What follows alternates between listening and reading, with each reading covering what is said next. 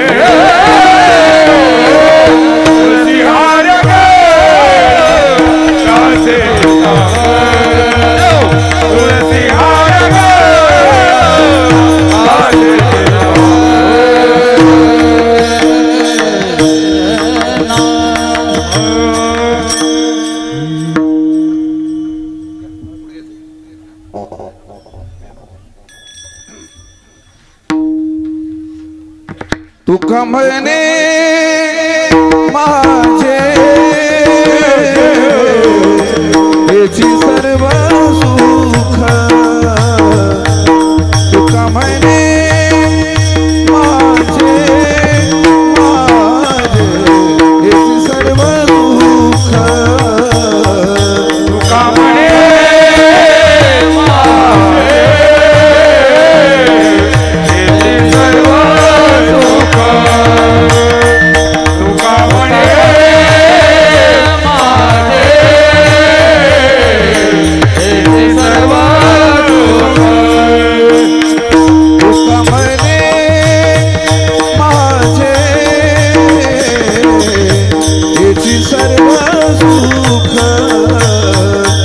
सुख म्हणे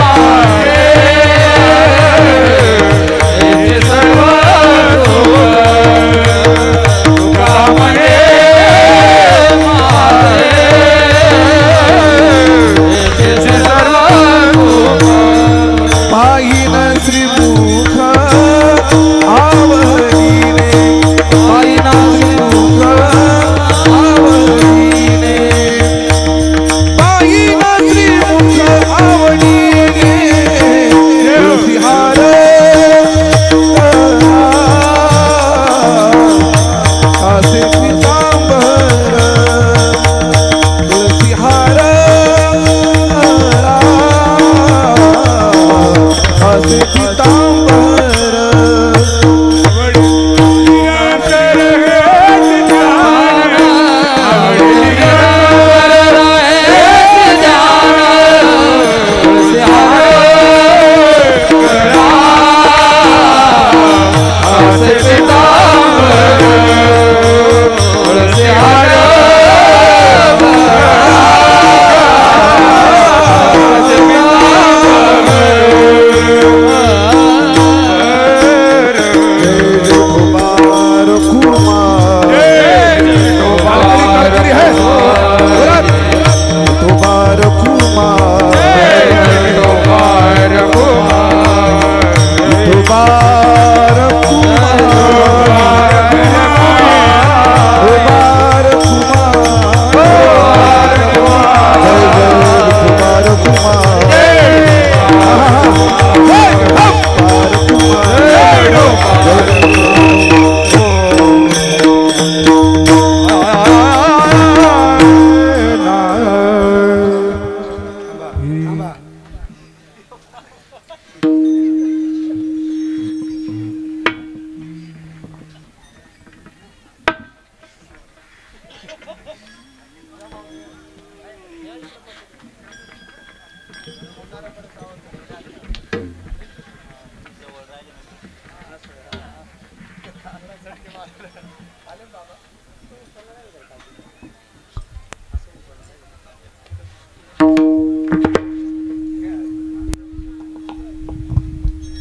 हरे Hare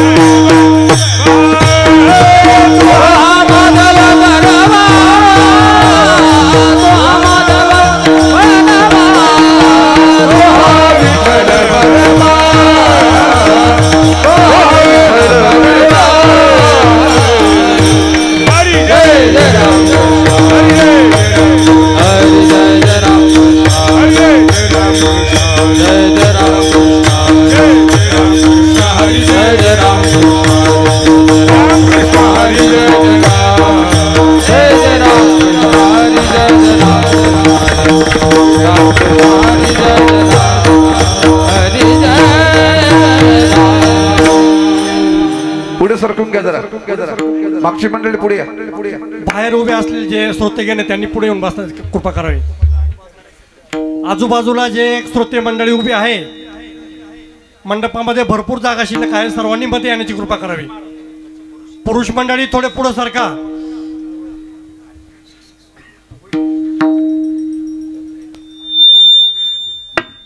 काय सांगो आता संतांचे उपकार,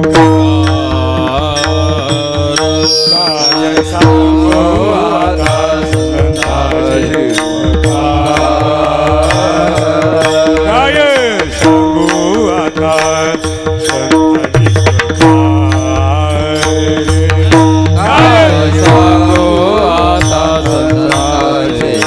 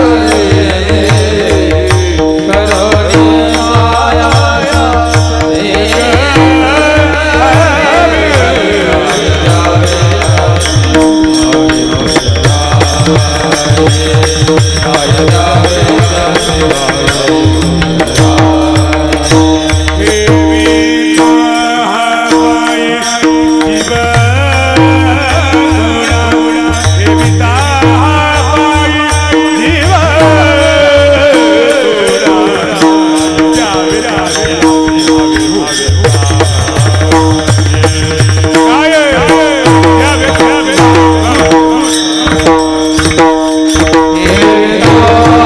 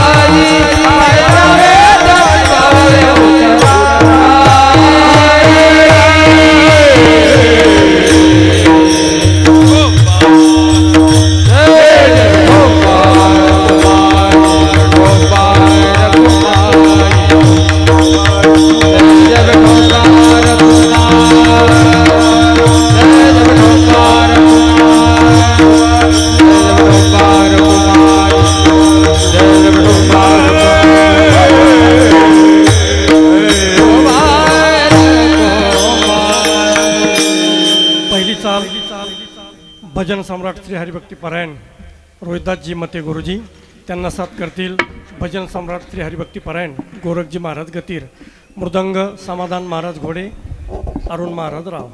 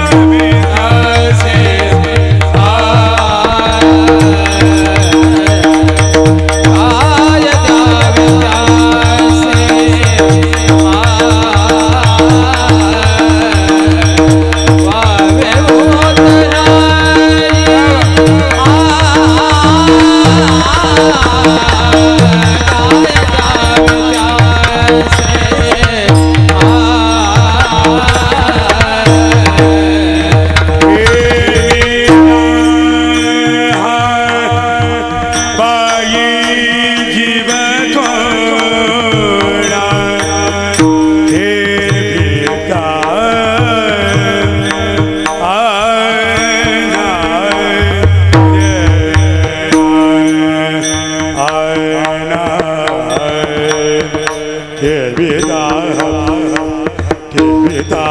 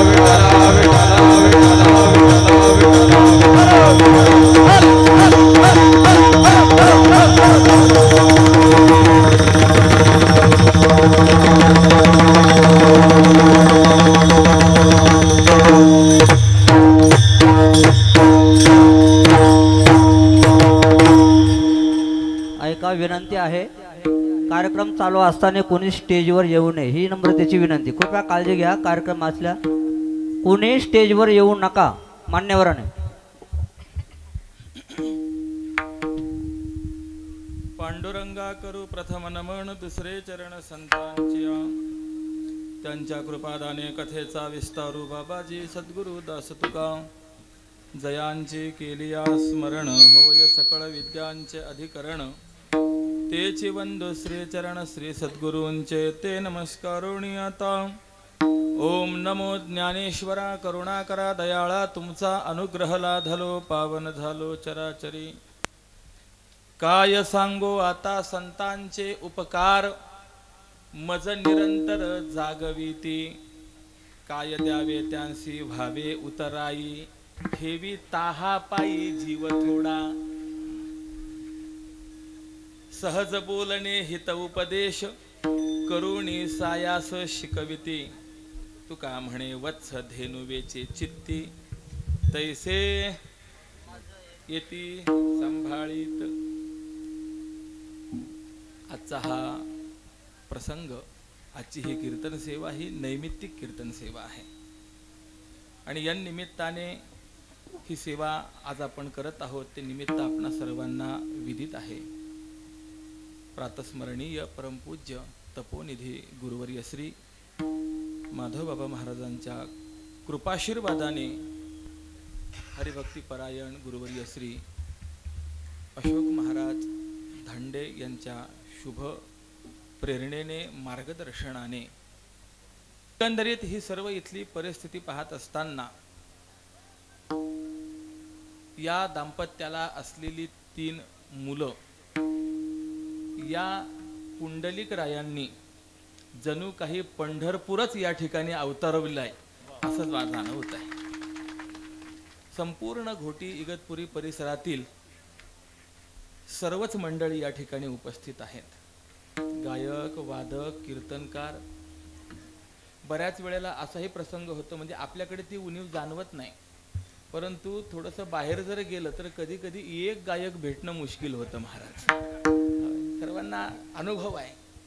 आणि आज इथे अशी परिस्थिती आहे की कुणाकुणाला संधी द्यावी, कुणाकुणाला म्हणजे कुणाला पुढे करावं आणि कुणाला लपवावं हा मोठा प्रश्न आहे. आणि हे जी गोष्ट आहे ही केवळ पैशाने होत नाही तर कार्याने होत असते. सर्वांशी जपलेले प्रेमाचे संबंध आणि त्यातून ही गोष्ट होत असते. या निमित्ताने या परिवाराने विभागामध्ये प्रापंचिक क्षेत्र असो अथवा पारमार्थिक क्षेत्र असो या उभय क्षेत्रामध्ये दिलेलं जे योगदान आहे ती योगदानच आज या ठिकाणी समोर दिसतंय. विठ्ठल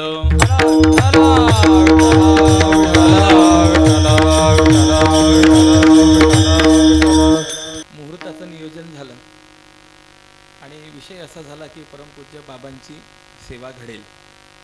बाबांकडे गेले आणि बाबांनी ही सेवा माझ्याकडे दिली. म्हणजे ही या परिवाराच्या प्रेमाने आणि बाबांच्या आज्ञेने माझ्याकडे आलेली सेवा आहे.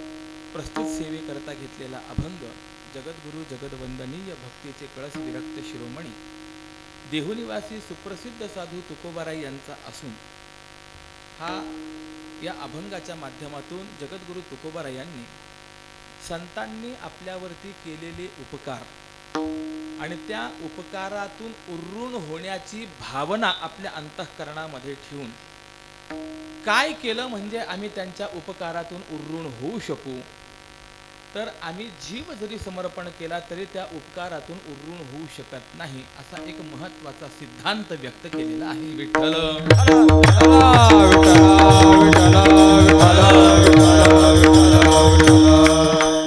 भारतीय संस्कृती ही कृतज्ञतेची संस्कृती आहे. जगामध्ये दोन प्रकारचे वर्ग आपल्याला पाहायला मिळतील. एक वर्ग कृतघ्न आहे, आपल्यावरती केलेले उपकार विसरून जाणारा जो आहे तो कृतघ्न वर्ग आहे. आणि केलेले उपकार जाणणारा, त्याची जाण ठेवणारा जो दुसरा वर्ग आहे त्याला कृतज्ञ असं म्हणतात. मनुष्य जीवन प्राप्त झालेलं आहे, आपण कृतज्ञ असलं पाहिजे. कृतघ्न का नसावं, तर महाभारताने जो कृतघ्न होतो त्याला कुठलंही प्रायश्चित्त सांगितलं नाही, इतकं ते कठीण पाप आहे. कृतघ्ने नास्ति निष्कृतीही असं वर्णन आहे. म्हणून जीवन कृतज्ञ असलं पाहिजे.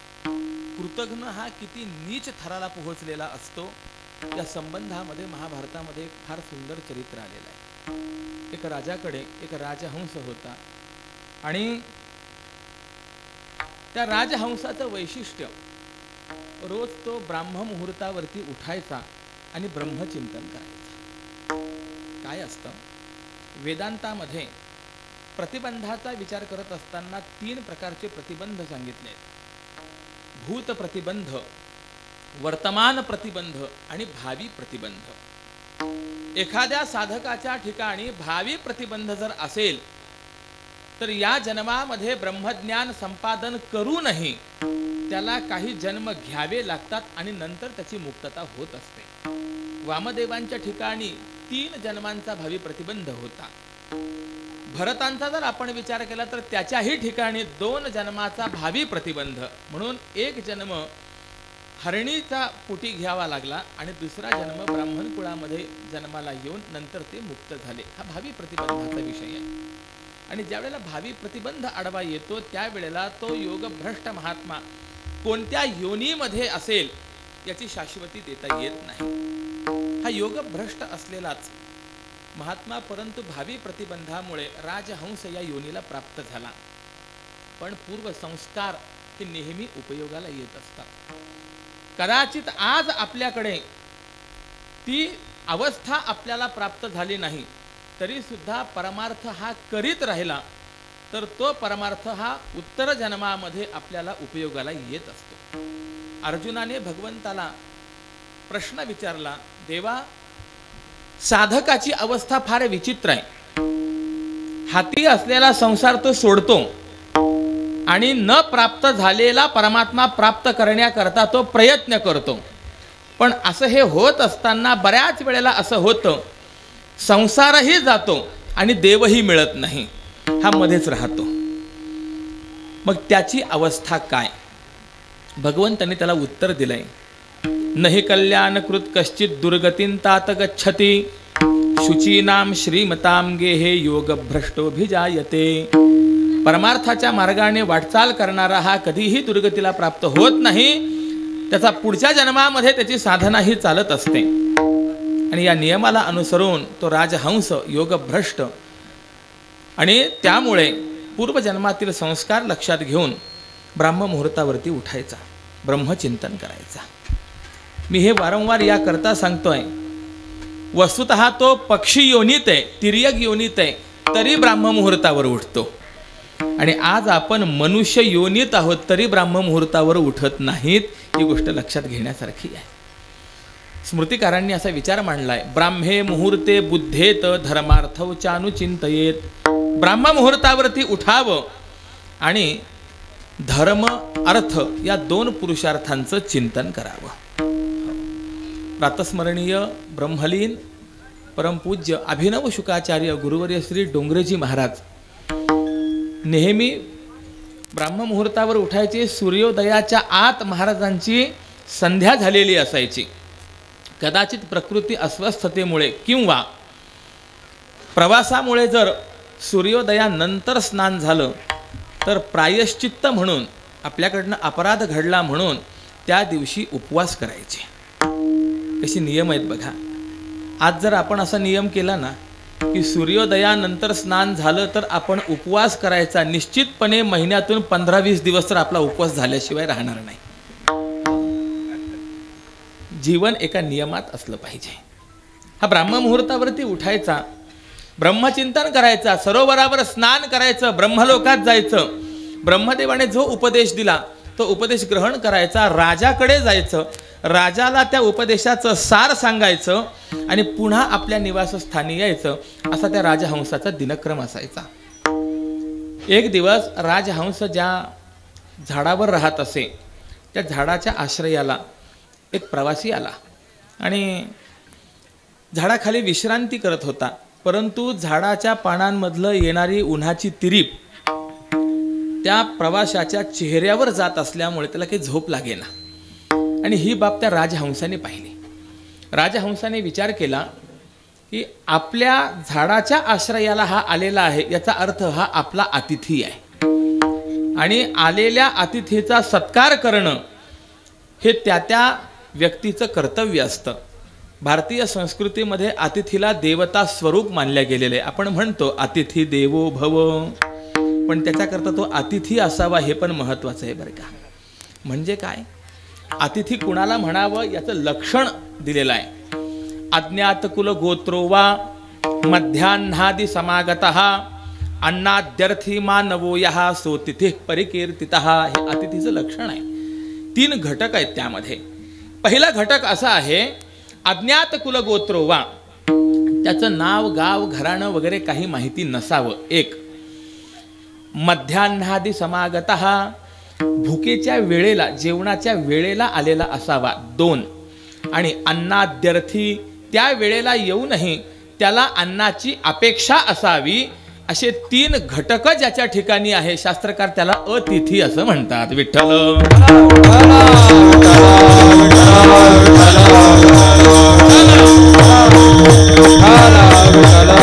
केम बहुना मनु महाराजांनी विचार मांडला, न तिथिर विद्यते यस्मात तस्मात अतिथिरुच्यते. येण्या जाण्याची तिथी ज्याची निश्चित नाही त्याला काय म्हणायचं, अतिथी. तोच जर पूर्व सूचना देऊन फोन करून आलेला असेल तर त्याला पाहुणा म्हणायचा. आणि पाहुणा देवो भव असं नाहीये बरं का, अतिथी देवो भव. इतके बारकाव्याने विचार आहेत महाराज. देव येणार आहेत हे तुकोबारायांना ज्ञात आहे, त्यामुळे निर्याण प्रसंगी देव आले तर तुकोबाराय शब्द वापरतात, पाहुणे घराशी आजी आले ऋषिकेशी. इतका बारकाव्याने विचार आहे. अतिथी जर आला तर तो अतिथी विनमुख जाणार नाही याची आपण काळजी घ्यावी. कारण आपल्या घरातून आपल्याकडे येणारा अतिथी जर विनमुख गेला तर तो आपले भाग्य हिरावून नेत असतो. विष्णू पुराणामध्ये एक वाक्य आहे, सतस्मय दुष्कृतं दत्वा पुण्यमादाय गच्छति. आणि या पुराण वाक्याला अनुसरून ज्ञानोबा यांचं वाक्य आहे, जैसा अपमानिला अतिथी ने सुकृताची संपत्ती. असा हा अतिथी सत्कार करायचा असल्यामुळे त्या राजहंसाने विचार केला आपण याला सहकार्य केलं पाहिजे. राजहंसाने आपले पंख पसरले, त्या प्रवाशाच्या चेहऱ्यावरती सावली धरली. परिणाम स्वरूपामध्ये त्याला डोळा लागला, झोप झाली आणि सायंकाळची वेळ आली. उठला आणि आता पुढच्या प्रवासाला निघणारच एवढ्यात तो राजहंस उतरून खाली आला. मनुष्यवाणीने त्याने त्या प्रवाशाला सांगितलं, बाबा पुढच्या प्रवासाला आत्ता निघू नका, पुढच्या प्रवासामध्ये तुम्हाला खाण्याकरता काही मिळण्याची शक्यता नाही. पुढच्या प्रवासामध्ये अनेक हिंस्र श्वापदांची भीती आहे. आज इथे मुक्काम करा, तुम्हाला मी खाण्याकरता काही फळं वगैरे आणून देतो. जवळ सरोवर आहे, सरोवरावर तुम्हाला घेऊन जातो, पाणी वगैरे प्या, रात्रीकरता पाणी सोबत घेऊन या. त्याप्रमाणे त्या प्रवाशाने सगळं केलं. त्या राजहंसाने त्याची सर्व व्यवस्था केली. आता दुसऱ्या दिवशी त्या प्रवासाला पुढच्या प्रवासाला लागायचं. एवढ्यामध्ये त्याने विचार केला, राजहंसाने काल आपल्याला काय सांगितलं, पुढच्या प्रवासामध्ये आपल्याला खाण्याकरता काही मिळण्याची शक्यता नाही. भूक नसावी पण शिदोरी असावी. या न्यायाने काय शिदोरी आपल्याला मिळेल याचा विचार करताना ज्या राजहंसाने त्या प्रवाशाला एवढं सहकार्य केलं, त्या प्रवाशाने त्याच राजहंसाला मारलं. त्याचं मांस भाजून शिजवून तो आपला सोबत शिदोरी म्हणून घेऊन गेला. इकडे 2-4 दिवस झाले, राजहंस येईना. म्हणून राजा सचिंत झाला. सेवकांना पाठवलं, जा बघून या राजहंस का येत नाही. सेवकांनी येऊन त्या स्थळाची पाहणी केली आणि लक्षात आलं की राजहंसाला कुणीतरी मारलेलं आहे. राजाला येऊन सांगितलं. राजाने सांगितलं, जरा चौकशी करा, तपासा. आणि ज्या वेळेला तपास केला तो प्रवासी सापडला. सेवकांनी प्रवासी राजासमोर आणून उभा केला. राजाने प्रश्न विचारला, राजहंसाला तुम्ही मारलं? होय साहेब, मी मारलं. राजहंसाने तुम्हाला काही अपाय केला होता? नाही, अपाय केला नाही. त्याने उलट मला सहकार्यच केलं. काय सहकार्य केलं सगळं त्याने सांगितलं. राजाला इतका राग आला, तो म्हणाला, अरे बाबा, ज्याने तुला एवढं सहकार्य केलं अशा राजहंसाचे उपकार विसरून त्याला तू मारलंस, काय तुला शिक्षा द्यावी. रागाच्या भरामध्ये राजाने सांगितलं, याची खांडोळी करा, तुकडे तुकडे करा, कोल्ह्या कुत्र्याला याचं मांस खाण्याकरता फेकून द्या. सेवकांनी त्याचे तुकडे केले. गावाबाहेर कोल्ह्या कुत्र्यांकरता ते मांस फेकून दिलं. 2-4 दिवस गेले आणि काही गावकरी मंडळी राजाकडे आले. राजेसाहेब, गावाबाहेर काही मांस पडलेला आहे, अतिशय दुर्गंध सुटलेला आहे, कृपा करा, दुर्गंधी हटवण्याचा काहीतरी उपाय करा. राजाने सेवकांना आज्ञा केली, जाऊन बघा काय आहे. सेवकांनी जाऊन पाहिलं आणि राजाला येऊन सांगितलं, राजेसाहेब, आपल्या राजहंसाला ज्याने मारलं त्याच व्यक्तीचे तर मांस आहे. राजा आश्चर्यचकित झाला. कोल्हे कुत्रे खात नाहीत. त्या सेवकांनी सांगितलं, कोल्हे कुत्रे त्या मांसा भोवताली फिरतात परंतु मांसाला तोंड लावत नाहीत. राजाने सांगितलं, अरण्यामध्ये काही राक्षस राहतात आणि राक्षस हे नरभक्षी असतात, त्यांना बोलावून आणा. राक्षसांना बोलावून आणलं. राक्षसांना सांगितलं, तेवढं मांस भक्षण करा, दुर्गंधी नष्ट करा. राक्षस तिथपर्यंत गेले. त्यांनी त्या मांसातील एक तुकडा उचलला, नाकाजवळ आणला, वास घेतला, मांस फेकून दिलं आणि राजाला येऊन सांगितलं, राजा, आम्ही जरी नरभक्षी असलो तरी सुद्धा आम्ही ते मांस खाणार नाही. राजाने विचारलं, का? त्या राक्षसांनी सांगितलं, ते एका कृतघ्नाचं मांस आहे म्हणून आम्ही खाणार नाही. विठ्ठल.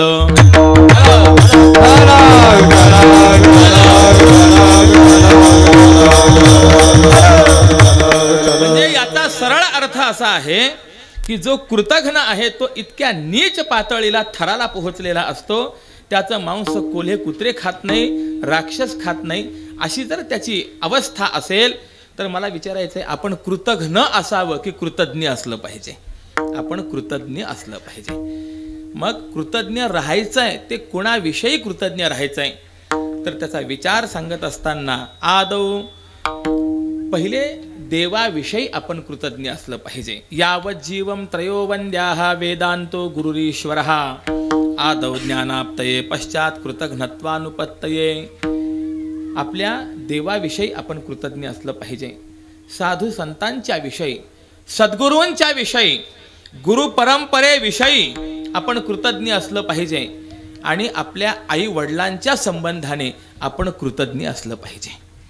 या प्रत्येकाच्या ठिकाणी कृतज्ञ असण्याची कारणं वेगवेगळी आहेत. देवाविषयी आपण कृतज्ञ असावं. का कृतज्ञ असावं? कारण की त्या देवाने आपल्याला हा मनुष्य देह दिलेला आहे. जेणे हा जीव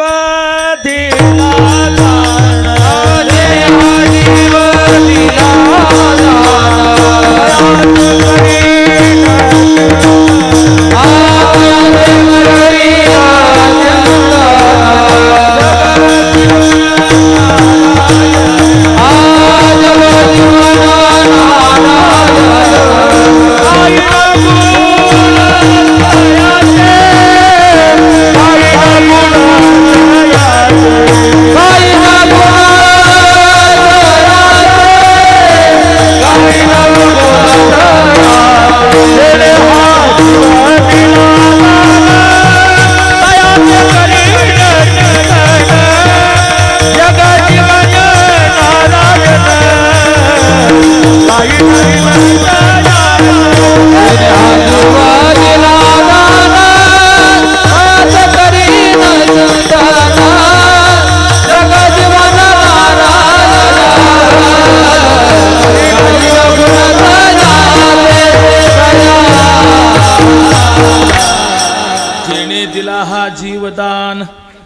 करीन तयाचे चिंतन.